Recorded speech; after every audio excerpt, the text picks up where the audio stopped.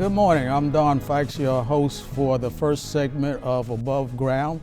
Above Ground is dedicated to the above ground recognition of individuals that made sacrifices for others and their country. In other words, we want to give flowers to individuals while they can still see and smell them. Today, December 2nd, 2013, here at Prince George's Community College in Largo, Maryland, I will be conducting an interview of a World War II veteran. This interview will be conducted as part of the Library of Congress Veterans History Project, which was requested of Prince George's Community College by Maryland's 4th District Congresswoman Donna Edwards. The veteran guest of honor will be Lieutenant Colonel Leon D. Bressant, Army retired. I met Mr. Bressant about 16 years ago when I joined the audio-video ministry at Shallow Baptist Church of Landover, Maryland. Since our first meeting, I've learned quite a bit about Mr. Bressant. It is not feasible with respect to time, to tell you everything I know about Mr. Bressant. However, with the help of Mr. Bressant, I will share with you his unique military career. Mr. Bressant was born on May 24th, 1922 in Brooklyn, New York. His military career started as a enlisted U.S. Army Private Bressant in 1942. Since then, he has served in active combat duty in 3 wars: World War II, the Korean War, and Vietnam. On August 21st, 1970, Lieutenant Colonel Leon Bressant retired from the U.S. Army.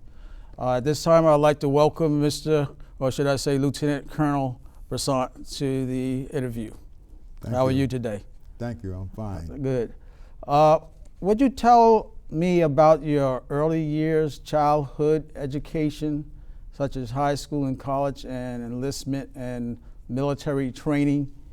Well, I was born in Brooklyn, New York, about 2 blocks from the borough president's home. And I went to school. I went to grammar school in Brooklyn. I went to high school, boys' high school in Brooklyn, New York also. And after boys' high school, I went to Manhattan Needle Trades High School in New York. From there, I was recruited for college after graduation by one of the recruits from Morgan State University. Okay. And I went on a scholarship. I received a scholarship, a 4-year scholarship from Morgan State University in Baltimore, Maryland. I was there for about a year and a half, and the war broke out, World War II, and I volunteered, not knowing any better. Okay. I volunteered for the military and was sent to training in Alabama, Fort McClellan, Alabama, where I served for my basic training prior to being assigned to a unit. At that time, there were 2 black infantry divisions, the 92nd and 93rd. And I was sent to the 92nd Division in Arizona, Fort Huachuca, Arizona.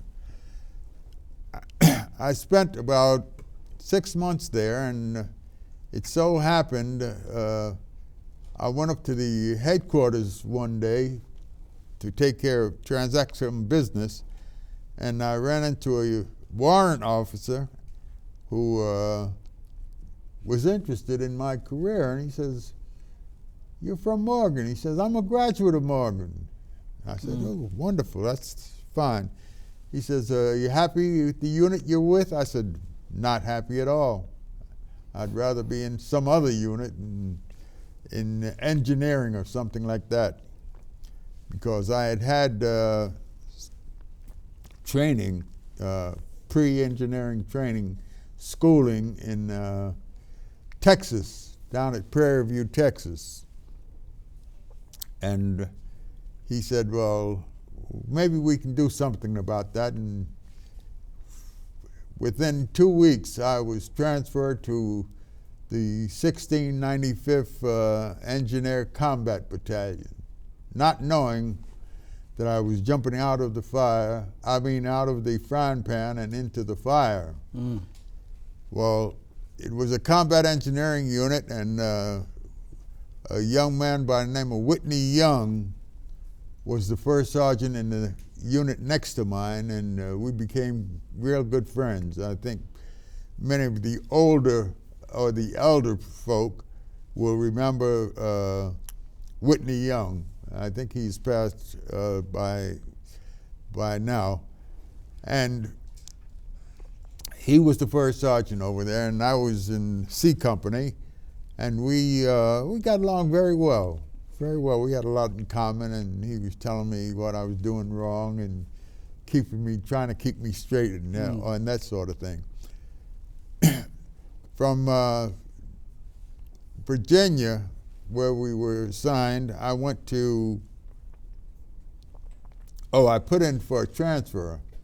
I wanted to go to officers training school, and they said, no, you're in a technical unit which is badly needed overseas, and we have no way of transferring you. So they kept me in the unit, and I went over to Europe, to England, to serve my term in the Army. Well, it wasn't too long before I found out what the Army was all about. It wasn't pleasant. And the combat engineers that I had gotten into was handling munitions and demolitions and that sort of thing, and that was an iffy sort of an assignment unless you knew what you were doing. And the company commander, who was a New Yorker, he said, well, you'll be my demolition man. And I said, okay, not knowing what that really meant. But what it actually pertained to was going out, finding demolitions, exploding the demolitions, and getting out of there alive. And I'll never forget one of the first trips that I made was after landing in Germany, was parking our vehicles in a wooded area, and the machine gunner, the German machine gunners, were flying over, and every night we had what we called Charlie's bed check. And they would fly over, and anything they saw moving or any lights they saw, they shot them out. Mm. And I was standing behind a vehicle, one of our vehicles, and I asked the guy, the driver, I said, get in the vehicle and pull it under the brush, under the tree line, so they couldn't see us. And he was excited, and he put it in reverse and backed up, ran right over my foot. That hurt. Luckily, very fortunate to get out of there with just having broken toes. But that was my indoctrination into World War II, actually. After serving with that unit in that position, we were sent to, we weren't sent, but we were fighting our way up through France and into Germany. We got into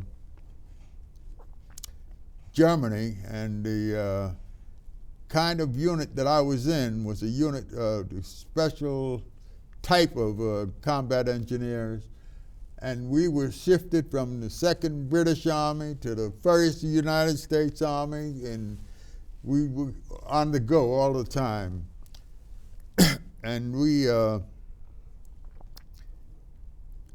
course, what happened, I happened to mention to the company commander that I needed some medical attention because I had a couple of broken toes.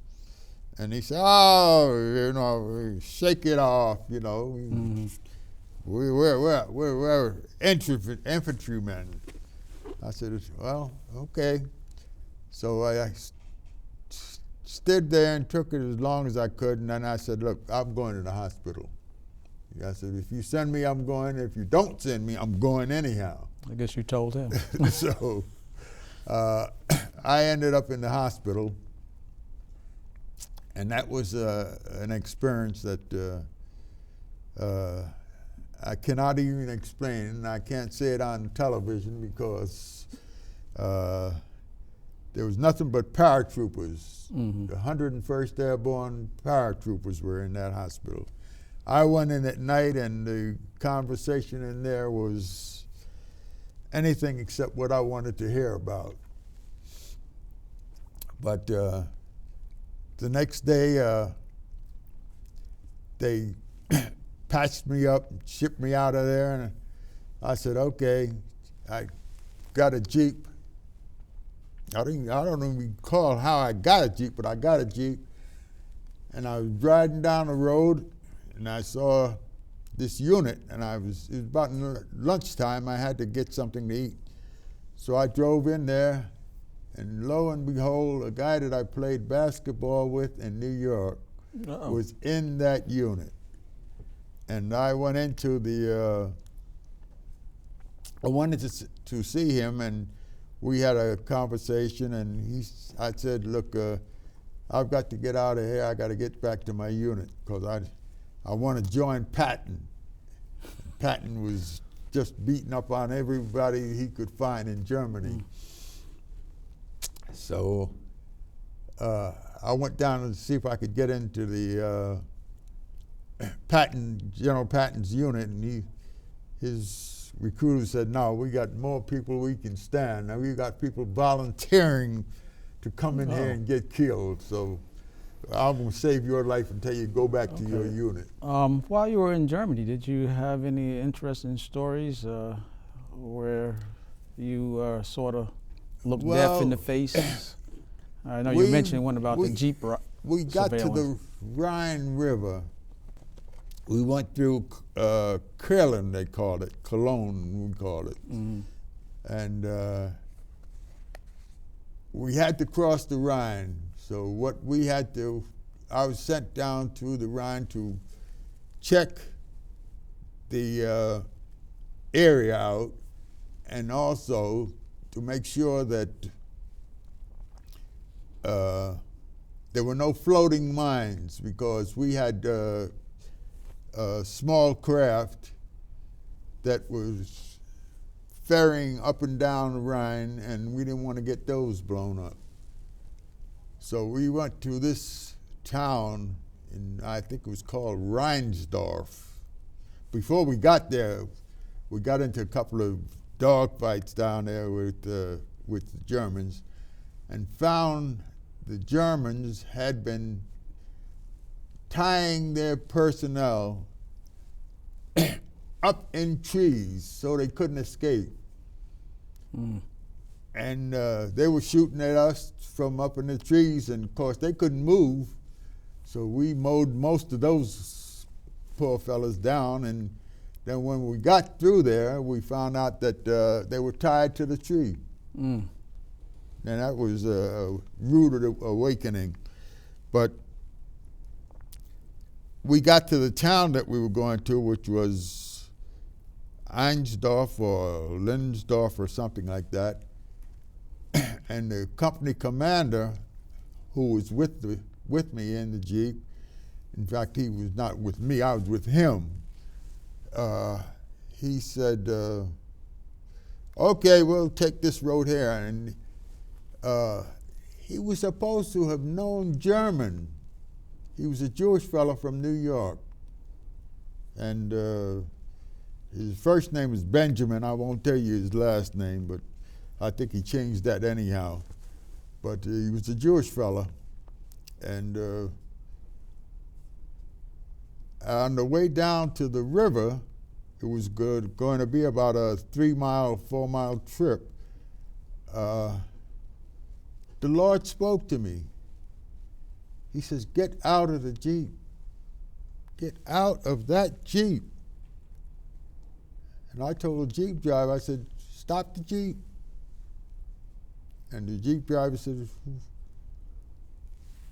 Captain, he's speaking to the commander there. Do you want me to stop it? He said, stop it for him. What does he want? I said, I want to get out. He said, why do you want to get out? I said, I'm going to walk. I said, I can see the river. The river's only about a mile away. I can see the river. I said, and I think I want to walk down this to the river. I left my rifle. I took my bayonet. I had my pistol, and I started walking. Before I know it, the Jeep stopped again, and the 2 sergeants that was with me, they said, we're getting out and walking with you. You're the demolition expert, and you know what you're doing. We don't know what we're doing. Okay. So they got out, and we started walking down to the river, and next thing I know, the Jeep stopped. The company commander got out of the Jeep. He says, I wouldn't let my men walk down to that river by themselves. I'm going with them. I said, oh, that means there's trouble ahead. That's So he got out of the Jeep, and we walked down to the river. And the river was about 15 feet below where the ground was. So we had to go down a hill. And when we got down that hill, the Jeep driver was to turn around and meet us in the next town, which was Hickdorf, I believe, Hickdorf, Germany. And he tried to turn around, and the next thing we know, all we could see was the Jeep was up about 30 feet up in the air. He'd run over several mines, making his turn to go back and go around the Jeep. And of course we stopped and went up to examine him, and he was just cut in half. His body was, from the waist up was one place, and from the waist down was someplace else. So, well, I guess, go ahead. I said, well, we're in here now, and I know what we're in. I said, the problem we have now is we have to get out of here. And I had my bayonet. And I said, well, I'll lead the way, and if something happens to me, you'll just Go the other way. shift for yourself. And I just took the bayonet and I kept sticking it in the ground, finding my way out.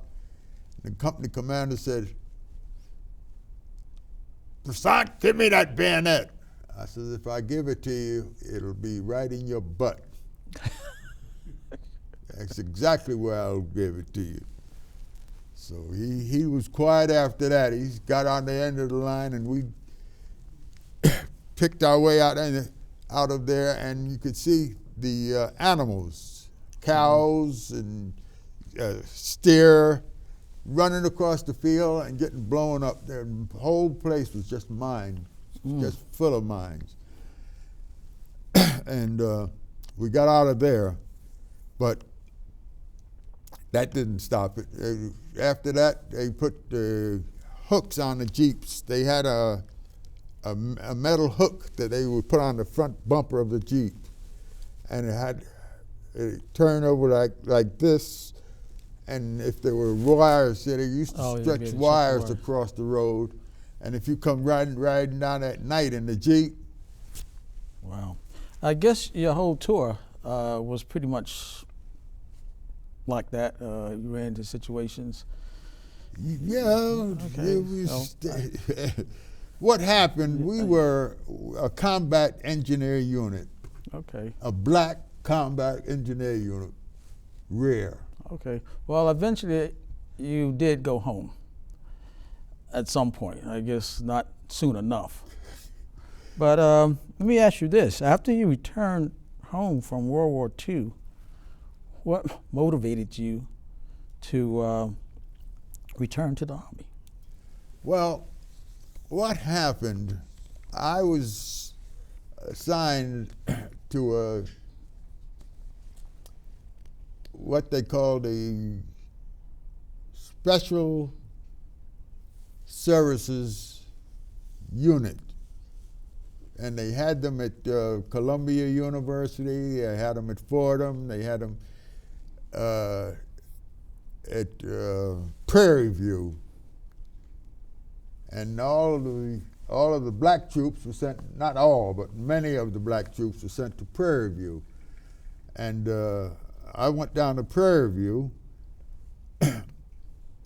with our unit, and we were rather raunchy, I'd say, to put it lightly.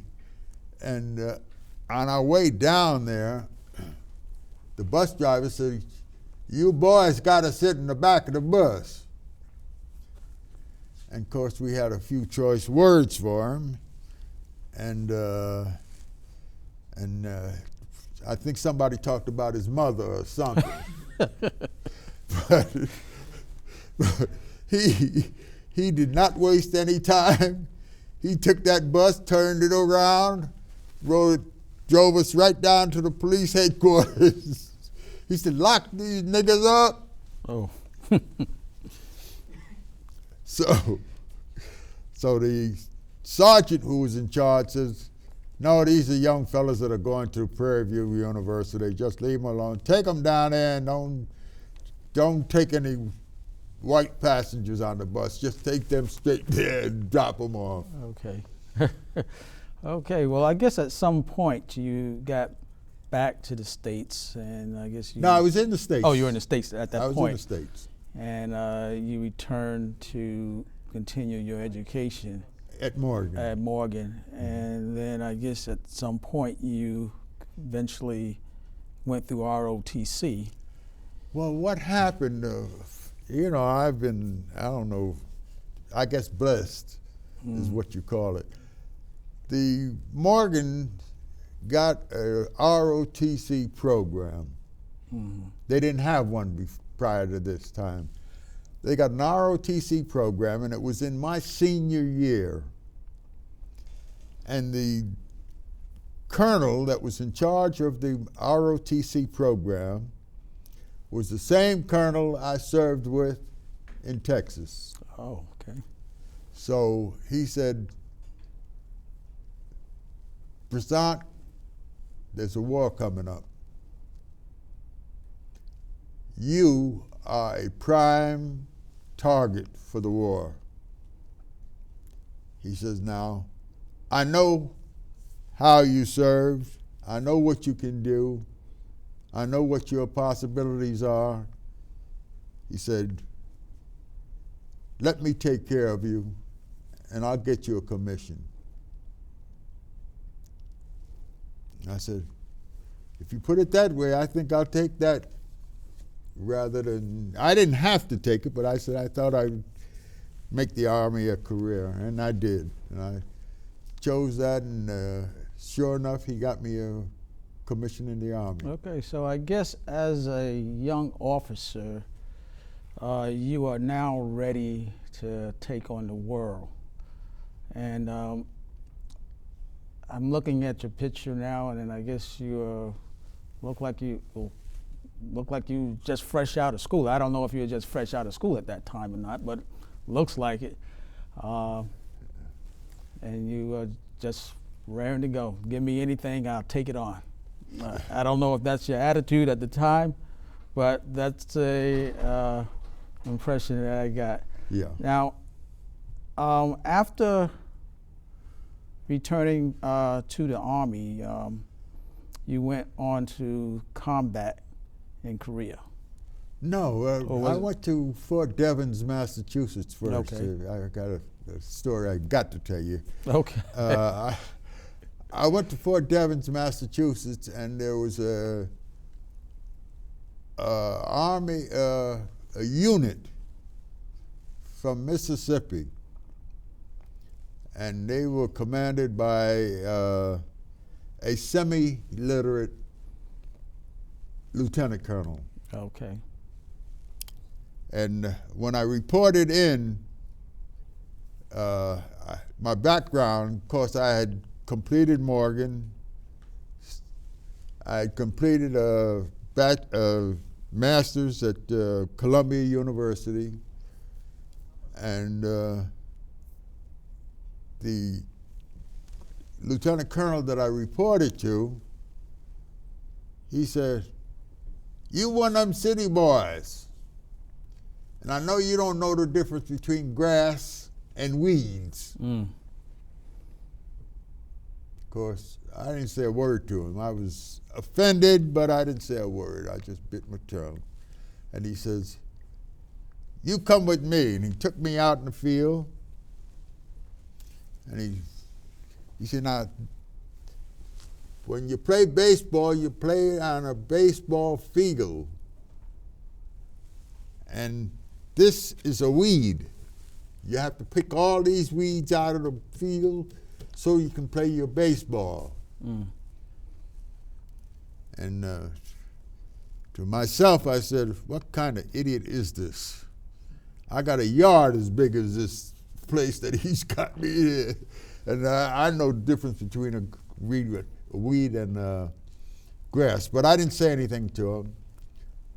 But he said, well, he thought he was doing something really intelligent, and he said, "Get yourself together and take, you from New York?" I said, "Yeah, I'm from New York." He said, "Take the weekend off and come back see me Monday." "Thank you, sir." So I took the weekend off, and I came back on the Monday, and the post commander called me in his office, and he said, "Is that story that I heard about you and the colonel telling you to go out there and he can show you the difference between a weed and grass?" And I said, "Yeah, that's true." He says, "Okay." He was sent for the colonel, brought him up there. He said, "Don't you give this man one order. He is working because of me. Anything you want to do to him, you come through me first." And the guy, he didn't like it, but there's nothing he could do. But I was blessed again, because I had a sergeant that worked for me, a Caucasian sergeant. He says, "Look, with the degrees you have and everything, you don't have any business down here working for a dummy like that." And I said, "Well, get me the papers." Mm. So you're ready. So eventually you did get to Korea. Yes. Okay. So I got a transfer out of there and went to Camp Kilman, New Jersey. By the way, in Camp Kilman, New Jersey, I worked for a major, and he brought his mother in one day, and he said, "Lieutenant Bressant, I want you to meet my mother." Mm. And of course, I extended my hand, and she shook it. And then after she left, he said, "You are the first black person whose hand she has ever shook in her life." Mm. Can you believe that? I said, "Well, C'est la guerre. Okay. C'est la guerre. Well, that's all very interesting that you went to, you did get to Korea. And not only did you go to Korea, after you finished Korea, some years later you went on to serve combat duty in Vietnam. I guess World War II and Korean War wasn't enough. And I see here, from looking at the pictures, that you were over in Vietnam. You look like a black G.I. Joe. I mean, you look like you would give Rambo a run for his money. Well, what happened in Vietnam, I went to an engineer unit, and we were protected by the 155s, and those things were going off. The 155 were going off every night like clockwork. So I got orders to go on I guess you call it a temporary duty on the Ho Chi Minh Trail. And I had to develop or help to develop ways of keeping the Vietnamese, the North Vietnamese and the Chinese from getting down to the south, because what happened, and if General MacArthur was here, he could tell you more about it than I can.